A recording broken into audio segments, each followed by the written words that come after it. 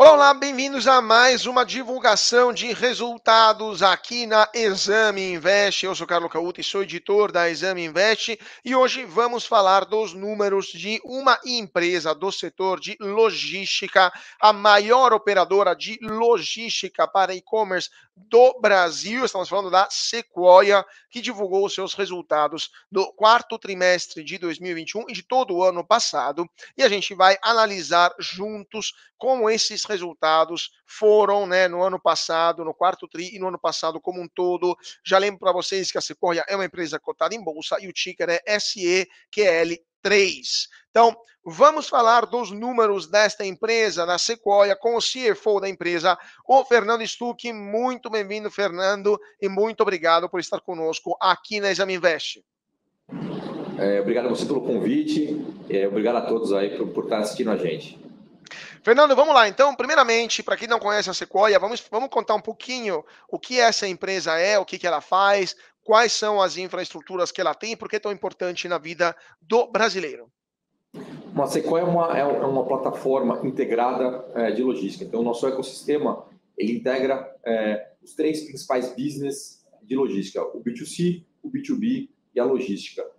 Isso faz com que a companhia ela tenha uma capilaridade e uma tecnologia muito diferenciada do mercado. Então, o diferencial da Sequoia a empresa é asset light, a empresa tem uma penetração e uma geografia muito grande, são mais de 4.000 cidades atendidas diretamente aqui pela nossa malha, e a gente consegue integrar esses três business. Então, integrando os business, a gente tem o que a gente chama de cenário perfeito, né? Que é inovação com escala. Então, tecnologia sempre foi o core da companhia, aliado a muito escala. E a escala a gente ganha integrando essas três plataformas. A Sequoia é a única empresa que integra esses três business aqui no Brasil. E a gente vai falar um pouquinho dos resultados do crescimento da companhia aí nos últimos anos. A gente tem, dentro da companhia, a gente cresce de duas formas principalmente, tanto organicamente como inorganicamente. A Sequoia ela tem crescido organicamente muito acima do mercado, ganhando market share nos seus principais segmentos, e principalmente no e-commerce, que é o seu principal segmento. Hoje o e-commerce representa aí o B2C, né, 60% da nossa receita. E do lado inorgânico, a Sequoia é a consolidadora desse mercado. Foram mais de 13 M&As já feitos na história da companhia, e a companhia continua aí com essa estratégia para o longo prazo. Perfeito. Então, só para a gente entender, quando eu compro um produto online, uma das maiores plataformas, né, de e-commerce do Brasil, a Sequoia basicamente é aquela que operacionaliza essa compra, né, do produtor, do vendedor até o consumidor final. É vocês que, de fato, fisicamente enviam o produto ou não? Sim, a gente vai depender do tipo de produto. A nossa solução é modular. Eu consigo oferecer a solução completa para o meu cliente ou a solução modular, só entrega last mile, então onde eu capto um CD de um cliente e entrego para o consumidor final, mas a minha plataforma está preparada para fazer a entrega completa. É o que você falou. Então, eu tenho clientes onde eu sou full service. Então, eu faço a logística dele, eu faço toda a parte de expedição, e eu faço a entrega tanto para lojas B2B como para B2C. Então, a plataforma da Sequoia permite ao cliente fazer a solução integra do começo ao fim. Perfeito, perfeito. Agora vamos falar um pouco dos números, então. O ano passado tivemos uma receita da Sequoia que passou, né, de 2020, era basicamente 1 bilhão, né, de reais, né, 998,1 bi, falando receita líquida, obviamente, foi para 1 bilhão e meio, né, 1,520 bilhão de reais, alta de 52,3% na comparação 2020 com 2021. No quarto tri, foi uma alta um pouco menor, 31%, mas mesmo assim expressiva, de 344 milhões de reais no quarto tri de 20, foi para 450,9 milhões de reais no quarto tri de 21. Então, receita líquida aqui cresceu, o lucro líquido também cresceu de ano para ano, né? 2020 fechou o ano com 42,7 milhões de reais o lucro líquido, e em 2021 52,9 milhões de reais, alta de 23,9%, e no quarto trimestre de 2021 foi de 21,8%, uma queda em relação ao quarto tri de 20, 29% de queda, porque no quarto tri de 20 tinha sido de 30,7 milhões de reais. Enquanto o EBITDA ajustado no ano a ano teve uma alta também importante, 55%, passou de 130,5 milhões de reais em 2020 para 202,3 milhões de reais em 2021, e no quarto tri passou de 50,5 milhões para 67,7 milhões, alta de 34%. Então, a primeira pergunta que eu te faço, Fernando, é: como é que foi ano passado, né? Qual que é a percepção de vocês no ano passado? E a segunda pergunta também para emendar é: como é que a gente teve essa alta da receita, né? Mas ao mesmo tempo o lucro no quarto trimestre acabou caindo, né? De quase 30%. O que aconteceu no quarto tri do ano passado em relação a 2020? Vamos lá, então acho que o 2021 foi um ano muito importante para a companhia, mais um ano de crescimento expressivo, né? Então a Sequoia cresceu, como você mencionou, mais 50% a sua receita ano versus ano. Se a gente olhar o e-commerce e o B2C, que é o nosso principal segmento, esse crescimento foi ainda maior, né? Então a gente cresce 80% ano versus ano no B2C, quase 3 vezes o que cresceu o mercado. Então a gente continua ganhando market share, a gente continua crescendo de forma importante nesse mercado. Então, a companhia ela teve um avanço muito importante com relação à receita, muito impulsionado também pelo crescimento do número de pedidos, né? Então, se pegar o quarto trimestre desse ano, o número de pedidos da companhia cresceu 50%, olhando ano versus ano, quase 3 vezes também o crescimento do mercado. Então, a gente está muito feliz com a receita da companhia e com o crescimento que a companhia teve ao longo de 2021, superando muito o crescimento do mercado. Eu acho que com relação ao lucro líquido, a gente tem naturalmente a rentabilidade sempre afetada por fatores macroeconômicos, né? Então você teve uma crescente de juros ao longo do ano, além disso você teve uma pressão maior inflacionária, com que fez com que a companhia naturalmente tivesse uma rentabilidade um pouco menor. Mas a gente continua muito confiante que o trabalho que a gente fez ao longo dos trimestres vai fazer com que a companhia nos próximos anos continue esse trabalho de retomada da rentabilidade. Acho que se você olhar o nosso lucro bruto, né, isso já vem, e a margem bruta, isso já vem se traduzindo, né? Então a gente teve lá no segundo trimestre do ano uma margem bruta um pouco menor, muito afetada pelos insumos, pela alta dos insumos, né? Mas se pegar o terceiro e o quarto trimestre, a gente teve crescimentos consecutivos da margem bruta. Então, isso demonstra que a companhia fez o dever de casa em 2021, né? Que é trazer mais automação para a ponta, melhorar a rentabilidade através de automação, melhorar a rentabilidade através de repasse dos preços para os clientes e trazer muito a sinergia das empresas investidas, né? Então, acho que a companhia ela cresceu ao longo do ano, naturalmente, com relação à rentabilidade, a gente esperava, principalmente a bruta, um pouco mais, mas a pressão inflacionária fez com que esse crescimento fosse menor, né? Mas a gente conseguiu essa reação ao longo do ano. Por outro lado, acho que a margem EBITDA foi o grande fator de destaque da companhia, né? Se você imaginar que a gente, comparando margem bruta ano versus ano, a gente perde quase 3 pontos percentuais de margem bruta, mesmo com uma recuperação no segundo semestre, a margem EBITDA foi superior ao ano passado em 0,3%. Então, o nosso esforço de diluição de custo fixo, de trazer sinergia das empresas investidas para a companhia, deu certo, né? Então, a gente cresceu ela, sem imaginar que eu tive que buscar uma queda de 3% de margem bruta, era crescer 0,3% no EBITDA, então foi quase 3,5% de crescimento de EBITDA, se você pensar nesse sentido. Então, a companhia ela fez o que precisava ser feito no ano, naturalmente, o tamanho da inflação no segundo trimestre não era esperada por ninguém, né? Nem a gente esperava que a alta, tanto de todos os insumos, né? Do diesel, do plástico, do aluguel, fosse tão alta e afetasse tão rápida a economia, mas a gente conseguiu aí ao longo do segundo semestre fazer o dever de casa e voltar para o caminho de rentabilidade, que é o que a gente espera que continue acontecendo para 2022. Perfeito, perfeito. Agora vamos falar também desses pontos, né, da inflação. Também queria falar um pouco do guidance para esse 2022, mas antes disso, só para complementar então essa questão também do faturamento, do lucro, e eu vou aproveitar também do valor de mercado, né? Hoje o valor de mercado da Sequoia está cotada a R$ 13 por ação, né, se não me engano, valor de 13, né? 1,13, né? 13 a décimo. Hoje Sim, está 14, né? Agora está hoje está 14. 14. Olhando agora está 14, O valor de mercado é mais ou menos 1,8 bilhão de reais, né? Mas em relação ao Sim. faturamento, que de fato é menos da metade, né, o faturamento do que o valor de mercado, a ação, podemos dizer, está muito barata, né, nesse aspecto, considerando o faturamento. Considerando o lucro, de fato, temos outra avaliação. Mas qual que é a percepção de vocês sobre o mercado que, com um faturamento desse, não consegue ou não vê um valor na ação, a ação teve uma queda importante no último período. Qual que é a percepção de vocês no comportamento do mercado sobre esse aspecto?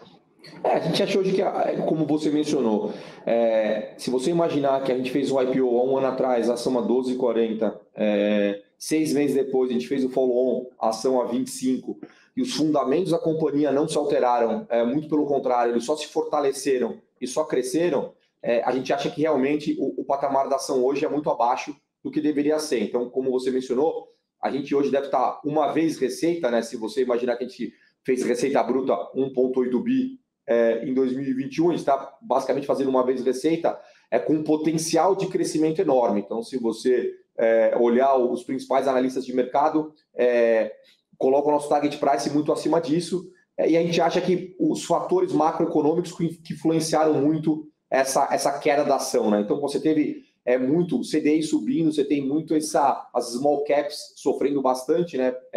Justamente por pouca liquidez, então você acaba tendo, a sua ação acaba sofrendo um pouco mais, mas a gente acha que é natural, a gente aqui brinca, a gente continua fazendo nosso trabalho, continua entregando um super crescimento, e a gente sabe que no médio e longo prazo a ação vai estar onde tem que estar, então a gente acredita muito que ela vai continuar crescendo e vai continuar se expandindo ao longo dos próximos anos.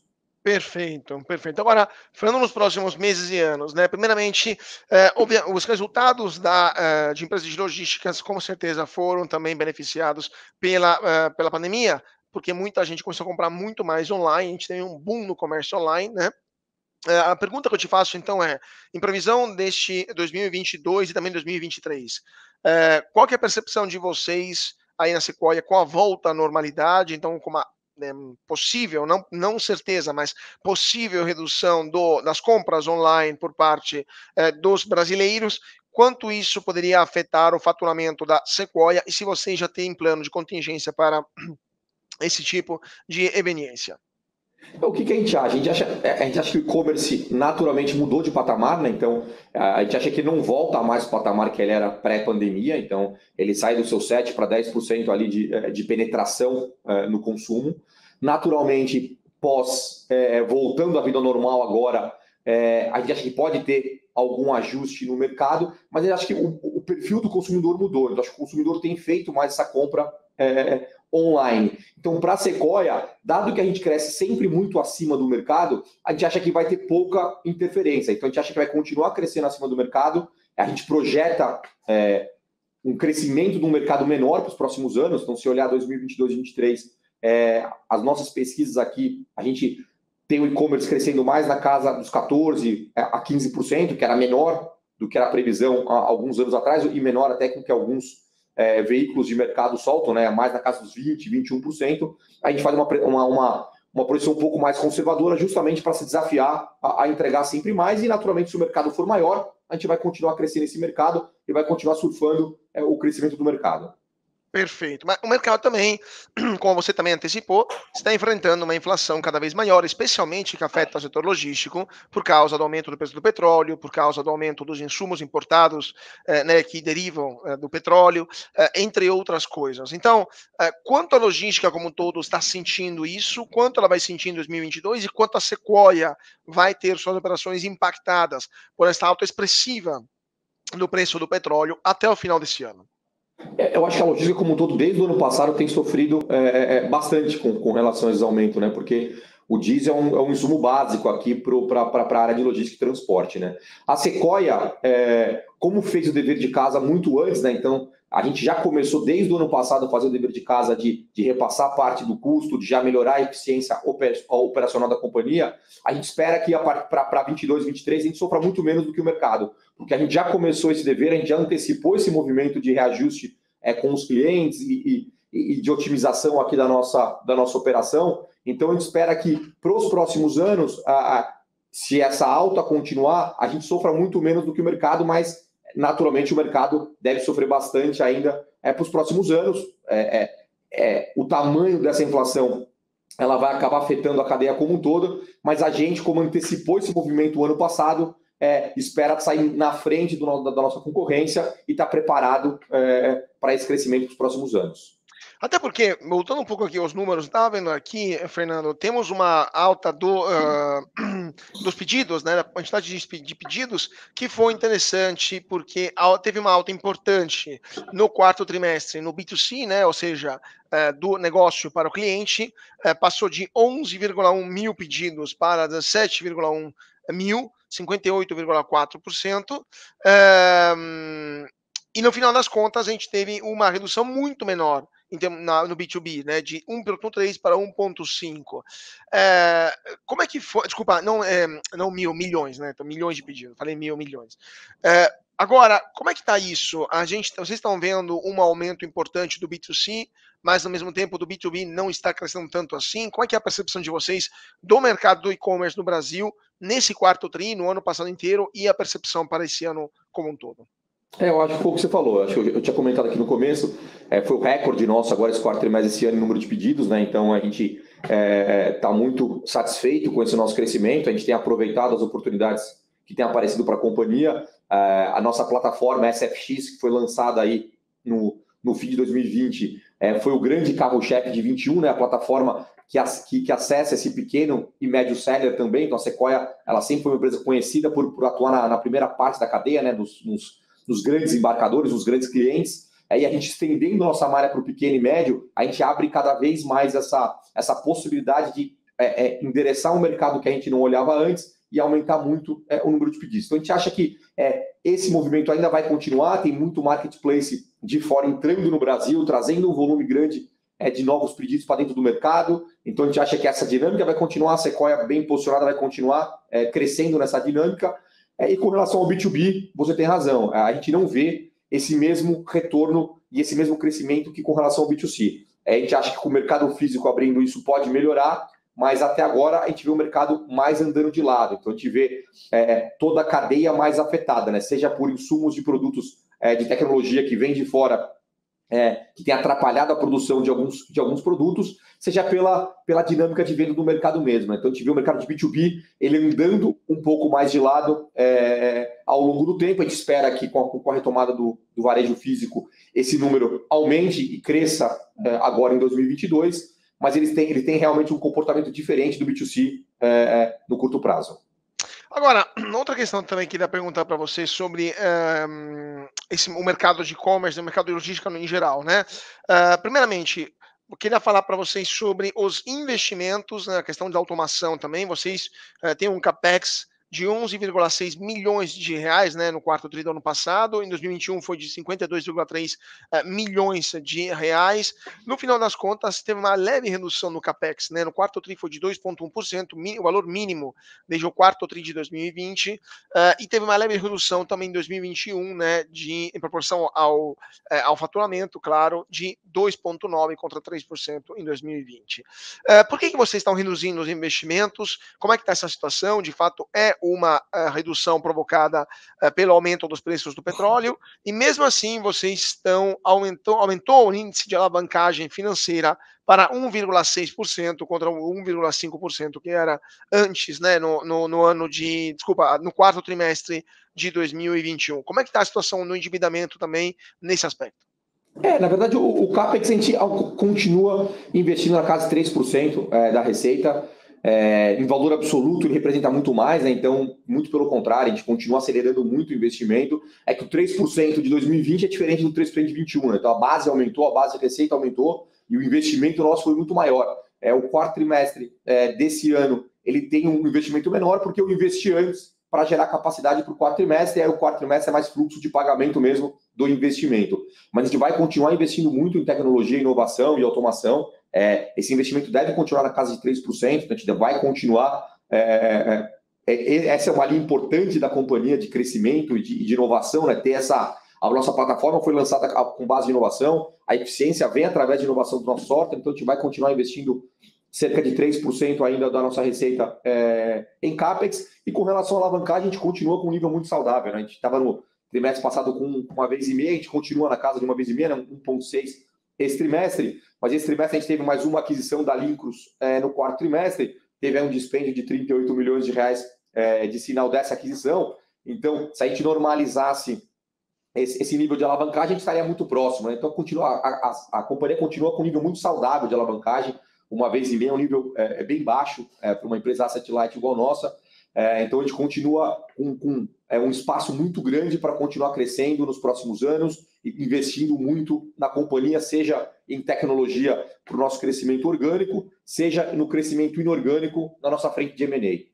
Perfeito, perfeito. Agora, pegando esse gancho daquilo que você falou sobre o crescimento nos próximos anos, orgânico e inorgânico, guidance para 2022, já temos, podemos falar alguma coisa, previsão de outras aquisições no mercado, vocês agora estão querendo consolidar o que já compraram, como é que está a visão de vocês para até o final, né, desse 2022 que começou bastante turbulento, né?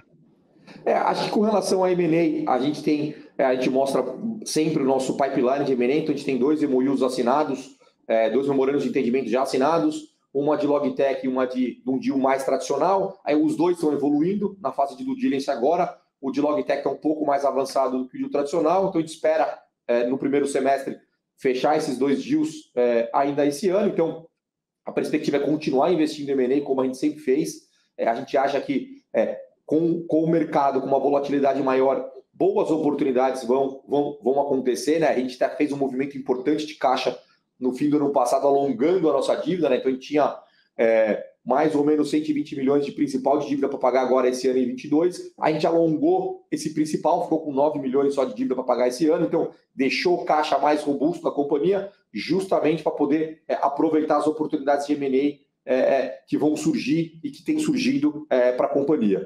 E com relação a guidance, a gente não dá guidance aqui de forma geral, mas a gente deve continuar crescendo de forma relevante, a gente deve continuar crescendo acima do mercado para 2022. Perfeito. Só um gancho telegráfico para completar sua pergunta, sua resposta. Há aquisições na mira, né, no radar da Sequoia ainda para esse ano? Vocês estão olhando com carinho alguma empresa em particular? A gente tem o nosso pipeline, conta com 23 oportunidades. A gente tem, além desses dois memorandos de entendimento assinados, que a gente está em fase de due diligence, a gente tem mais 6 NDAs assinados trabalhando para virar memorando de entendimento. Então tem bastante empresa interessante no nosso radar esse ano. A gente acha que além dessas 2 aquisições que a gente já está um pouco mais avançada, devem aparecer outras boas oportunidades para a gente esse ano ainda. Perfeito. Então vamos seguir, vamos acompanhar o que vai acontecer com essas aquisições ao longo desse 2022. Bom, gente, acho que falamos tudo, falamos do valor de mercado, falamos dos números da pandemia, da inflação, uma possível guideline, né, para esse 2022, falamos também do endividamento e também dos investimentos. Então eu acho que está tudo por aí. Já temos um quadro bastante claro sobre a situação da empresa nesse quarto trimestre de 2021 e também no ano passado como um todo. Então, queria agradecer muitíssimo o Fernando Stuck, que é CFO da Sequoia, operadora logística e de e-commerce maior do Brasil. Muito obrigado, Fernando, por ter estado conosco hoje aqui no Exame Invest. Obrigado mais uma vez pelo convite, um grande abraço a todos. É isso aí, muito obrigado e muito obrigado a vocês que estão seguindo a gente aqui nas redes sociais. Sigam a gente no YouTube, no Instagram, no Facebook. Aqui no YouTube se inscrevam também no canal, deixa o seu recado, o seu comentário, ativa o sininho, compartilha esse vídeo com seu amigo investidor da Sequoia e também não se esqueça de seguir o nosso site exame.com. Mais uma vez, muito obrigado a todos pela atenção e até mais.